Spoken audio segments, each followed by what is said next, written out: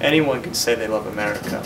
But how often can someone say they have risked their life? Because of their love for our country. For 237 years. Our veterans have sacrificed their lives to fight for our freedom. Our country. My country.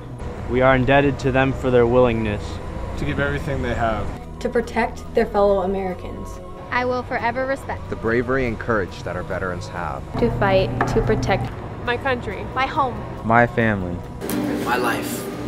My dad is my hero. My cousin. Our grandparents. Uncle Mosher. Daddy. Husband. My hero is Marine Lance Corporal Eric Ward. Eric graduated from Mount Si High School in 2008. Sadly, Eric was killed in action at the age of 19 while serving in Afghanistan. Thank you for your sacrifice.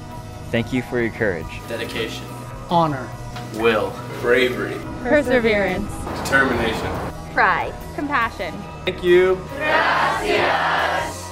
Thank you.